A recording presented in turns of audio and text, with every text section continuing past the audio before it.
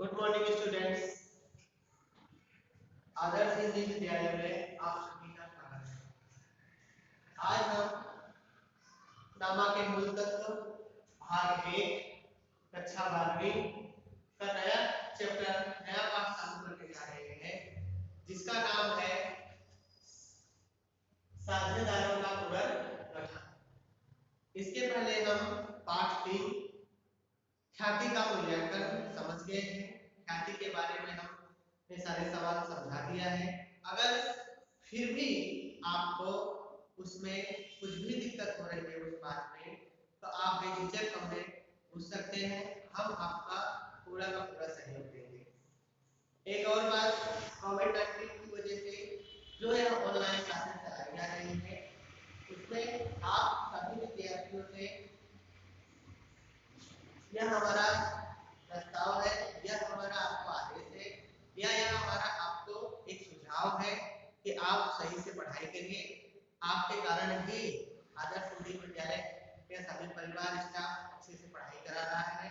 कोई भी दिक्कत परेशानी हो रही है तो आप सुबह में आकर पूछ सकते हैं या फिर हमारा पर्सनल नंबर लेकर हमसे कांटेक्ट कर सकते हैं। यह लेसन जो है इसमें साझेदारों का पुनर्गठन किया जा रहा है। अब साझेदारों का पुनर्गठन करने की स्थिति कब पैदा होती है? इसका 3 कारण है। या तो साझेदारों के बीच चालू खाते के बीच में जो भी उनका अनुपात होता है, अगर उसमें कुछ हेरफेर करना हो तब, या साझेदारों की मृत्यु हो गई है, दिवालिया घोषित हो गई है तब, या साझेदार अपने बिजनेस व्यापार को सही रूप से नहीं चला पा रहा है, तब हम उसका पुनर्गठन करते हैं।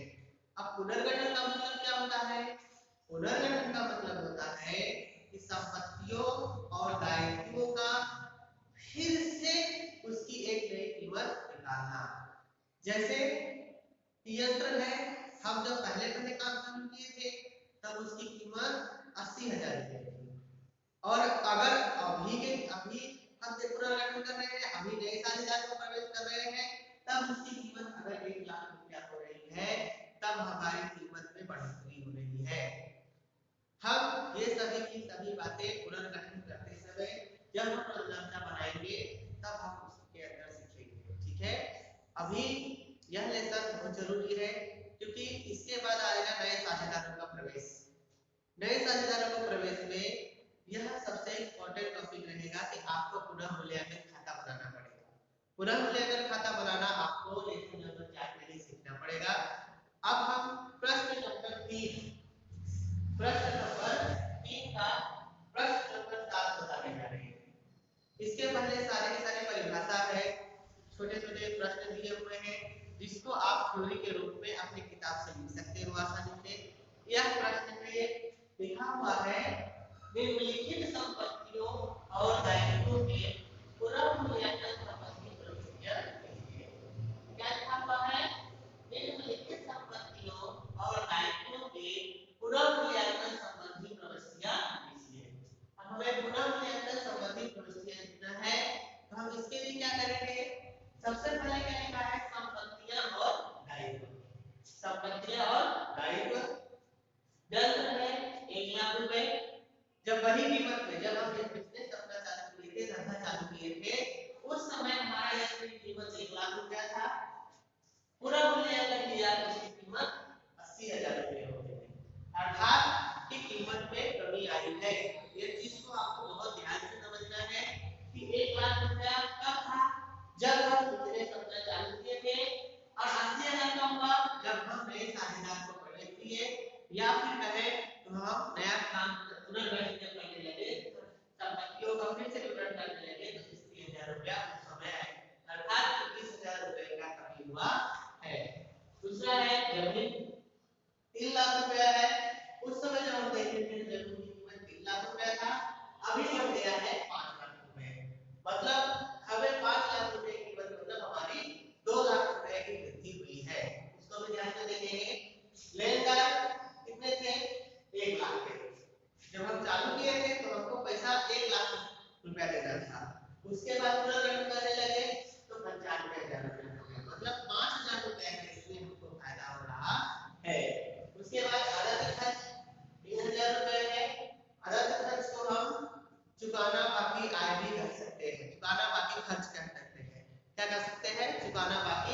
खर्च, मतलब हमको 3000 रुपये अभी चुकाना है, इसलिए अभी हमारे लिए नुकसान यानी हानि के रूप में माना जाता है। अप्राप्त आय मतलब जो पैसा हमको मिला नहीं है वो मिलने वाला है, इसको हम कहते हैं अप्राप्त आय, मतलब मिलना बाकी आय। तो इसको हम, ये हमारे लिए क्या है, लाभ है, इसलिए हम इसको लाभ के रूप में ले सकते हैं। जैसा कि आपको हम बताए थे कि अब हम इसको रोजनामा बनाएंगे कि रोजनामा कैसे लिख सकते हैं।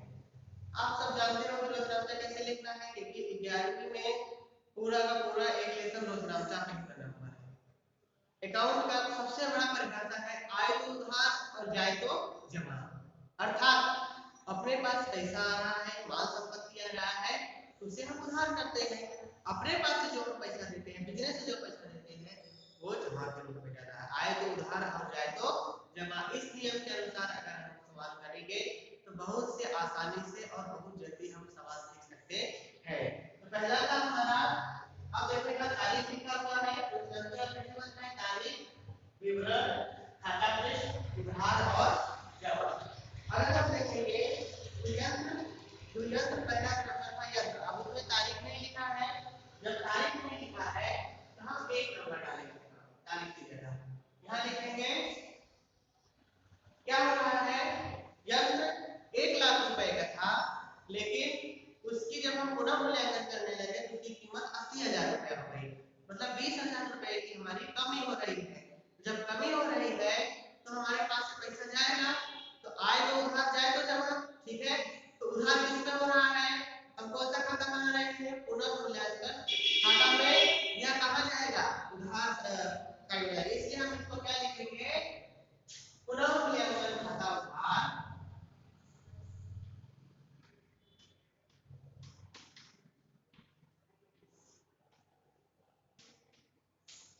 खाता उधार, और किसमें जा रहा है, यंत्र, यंत्र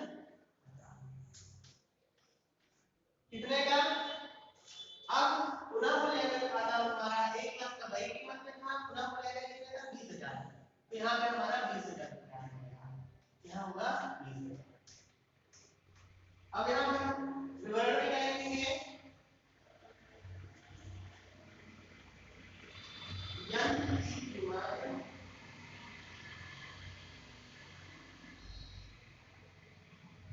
कीमत 1 लाख रुपए था, जब पुनः मूल्यांकन हुआ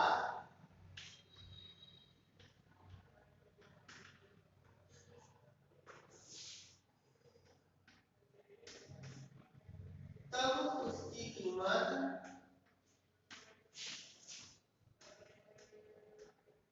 80,000 रुपए हो गई, अर्थात कि 20,000 रुपए की कमी हुई है।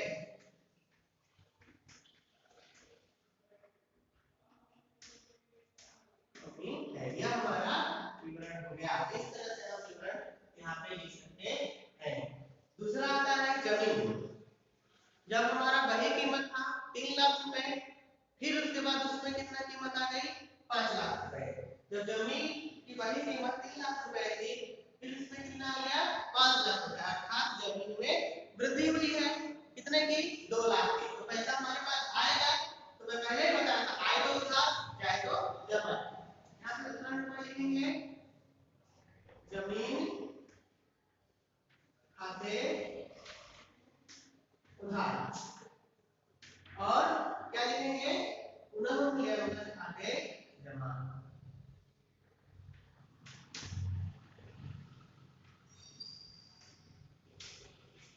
कितना लिखेंगे, यहाँ लिखेंगे 3 लाख, सॉरी 2 लाख, यहाँ लिखेंगे 2 लाख। हम विवरण इस प्रकार से लिख सकते हैं, पुनः मूल्यांकन करते समय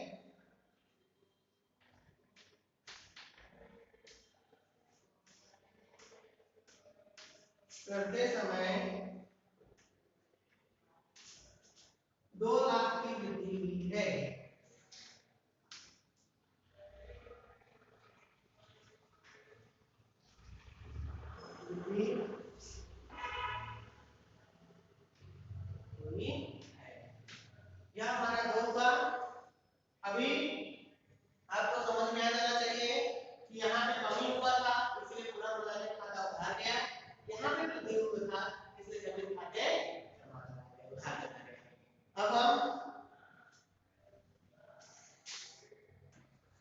तीसरा जो था लेनदार। अब उसने क्या लिखा था कि लेनदार ने जो वही कीमत थी उसमें 1,00,000 रुपया लिखा है, लेकिन हमको देना कितना है 95,000। तो हमारा नुकसान है या लाभ है? लाभ है, क्योंकि हमको पहले देना था 1,00,000 रुपए, लेकिन अभी हमको सिर्फ 95,000 रुपया देना है। तो 5,000 रुपये का हमें लाभ हुआ है, वह पैसा हमारे पास आएगा। इसलिए हम यहाँ लिख सकते हैं लेनदार खाता उधार कितने से, और यहाँ क्या लिखेंगे पुनः मूल्यांकन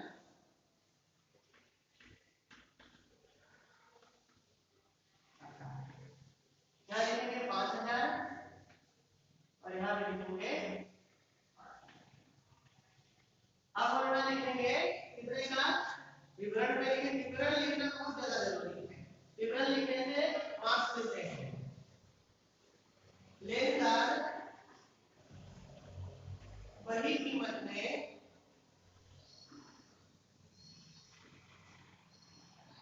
1,00,000 के थे, पुनः मूल्यांकन करते समय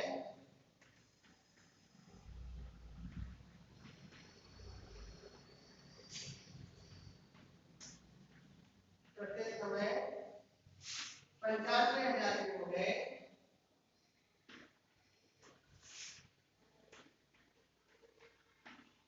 इसलिए 5,000 अब नहीं देने हैं। बस हो गया। अब हमारा आता है चौथा नंबर अदत्त खर्च। अदत्त खर्च को चुकाना बाकी खर्च भी कर सकते हैं, ठीक है। मतलब वो हमको चुकाना है पैसा, तो हम उसका भी कैसे करेंगे? जब हमारा चुकाना है तो हमारा लग रहा है, हमको चुकाना है, हमारे पास से पैसा जाएगा, तो हम वहां आसानी से लिख सकते हैं पुनः मूल्यांकन खाता उधार, पुनः मूल्यांकन खाता उधार अदत्त खर्च। अदत्त खर्च कितना है? उसकी अमाउंट है 3,000 रुपए,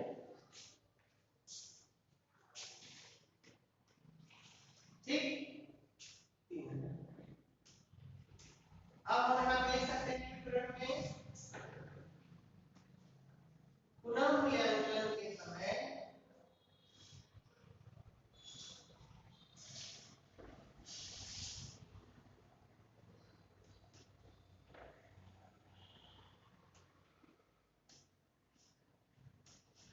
के समय 3,000 चुकाना रह गया है।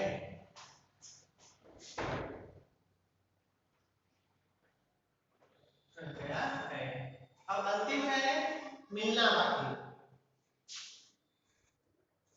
अब एक लिखा हुआ है अप्राप्त आय। अप्राप्त आय का मतलब होता है मिलना बाकी आय। जब पैसा मिलना बाकी है तो हमारे लिए फायदा है, इसलिए हम लिख सकते हैं यहाँ पे अप्राप्त खाता उधार और पुनः मूल्यांकन खाता।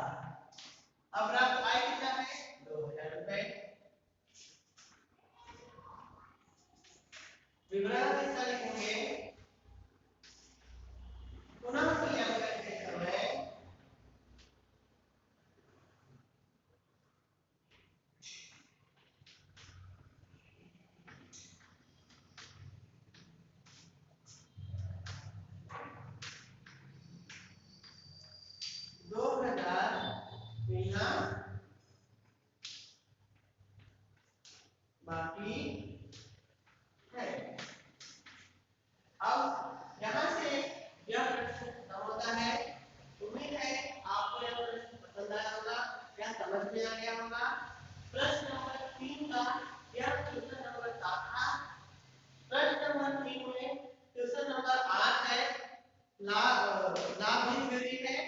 इस तरह से प्रश्न नंबर 3 आज यहाँ पे पूरा समाप्त हुआ। इसी वीडियो में प्रश्न नंबर 4 का भी समावेश हो सकता है, इसलिए प्रश्न नंबर 4 भी इसी वीडियो में मैं बता देता हूँ। अभी प्रश्न नंबर 4 क्या कहना है इसके बारे में हम देखते हैं, क्योंकि प्रश्न नंबर 4 से प्रश्न नंबर 5 और 6 आसानी से बनाया जा सकता है। अमर और अकबर एक साझेदारी पीढ़ी के समान हिस्से में लाभ हानि बांटने वाले साझेदार हैं। सभी साझेदारों ने लाभ हानि का प्रमाण बदलकर भविष्य के लिए क्रमशः 3/7 करने का निश्चित किया है। इस संयोग में किस साझेदारों ने कितना त्याग किया यह बताइए। अब त्याग है, त्याग का फॉर्मूला कहता है त्याग बराबर पुराना अनुपात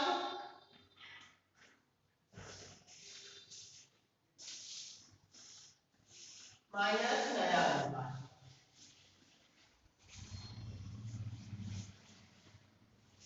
यह हमारा सूत्र है।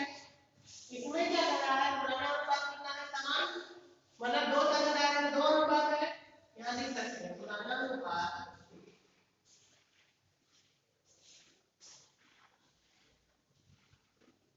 एक अनुपात एक, नया अनुपात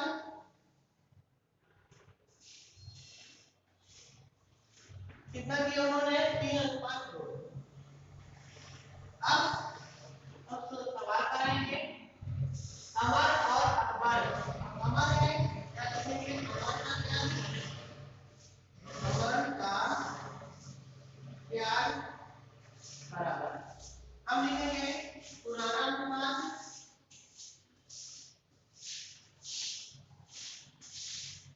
माइनस नया।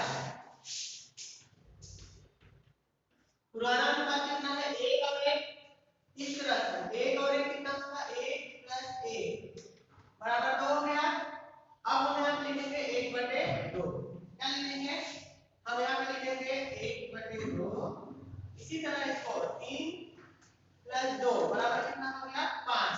तो पहले का लिखेंगे 3/5, हम लिखेंगे 1/2 माइनस 3/5। इसको दो तरीके से कर सकते हैं, देखो दो एडिशन मिलता है, इसलिए हम यहाँ पे इसका एलसीएम न लेके डायरेक्ट 5 × 10 नीचे वाले को हम गुणा कर दिए, इसका भाग हम इसमें देंगे 2 × 5 = 10।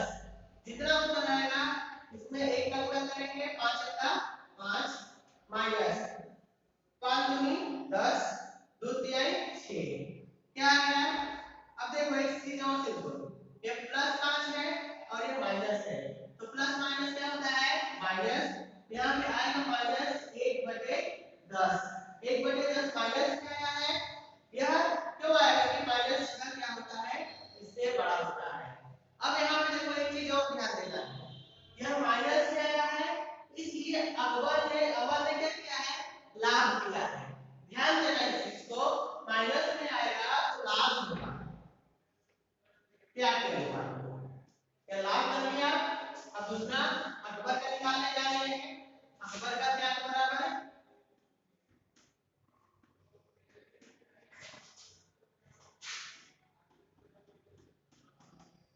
फिर हम लिखेंगे पुराना माइनस नया। पुराना कितना है हमारा, 1/2 ही रहेगा, माइनस नया कितना आ रहा है 3/5। फिर से वही काम करेंगे, यहाँ पे 10 आ जाएगा, सॉरी 2/5 10 आ जाएगा। फिर इसका इसलिए भाग देंगे 2 × 5 = 10, 5 × 1 = 5, 5 × 2 = 10, 2 × 2 = 4। यह क्या हो जाएगा 1/10। यह किसमें आ रहा है, प्लस में आ रहा है। जब प्लस में आ रहा है तब अकबर क्या कर रहा है, त्याग कर रहा है। इस तरह से यह सवाल भी पूरा हो गया। अगर माइनस में आए तो लाभ हो रहा है और प्लस में आए तो त्याग हो रहा है। इस तरह से हम यहाँ लिख सकते हैं, यहाँ अकबर त्याग कर रहा है। आप लोगों को वीडियो कैसा